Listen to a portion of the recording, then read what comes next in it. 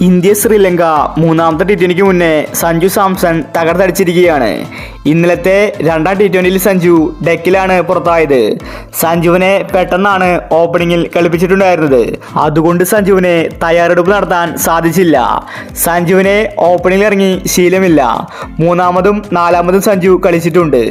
എന്നാൽ ഗംഭീർ പെട്ടെന്ന് സഞ്ജുവിനെ ഓപ്പണറാക്കി. ഫസ്റ്റ് ബോളിൽ തന്നെ സഞ്ജു ഔട്ടായി. പെട്ടെന്ന് മഴ പെയ്തതും പിച്ചിന്റെ സ്വഭാവം മാറിയിട്ടുണ്ടായിരുന്നു.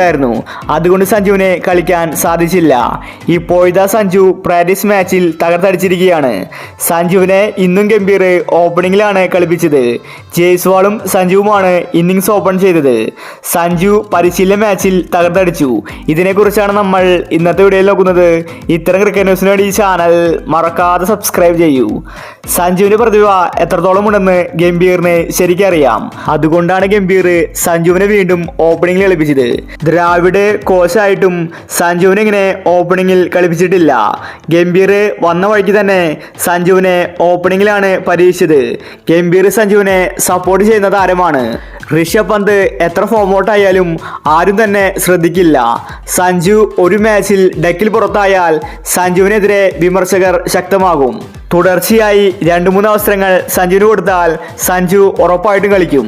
ഇന്നത്തെ പരിശീലന മത്സരത്തിൽ സഞ്ജുവും ഹാർദിക് പാണ്ഡ്യയുമാണ് അടിച്ചു കളിച്ചത്. രണ്ട് താരങ്ങളും മികച്ച കളി പുറത്തെടുത്തു. മൂന്നാമത്തെ ടി20യിൽ സഞ്ജു ഒരുങ്ങി തന്നെയാണ് വന്നിരിക്കുന്നത്. മൂന്നാം ടി20യിൽ സഞ്ജു തകർത്തടിക്കും. ഒരു വട്ടം കൂടി സഞ്ജുവിനെ ഓപ്പണിങ്ങിൽ അവസരം കൊടുത്താൽ സഞ്ജു കത്തിക്കയറുമെന്നത് ഉറപ്പാണ്. അത് സഞ്ജു ഇന്ന് തെളിയിച്ചിരിക്കുകയാണ്.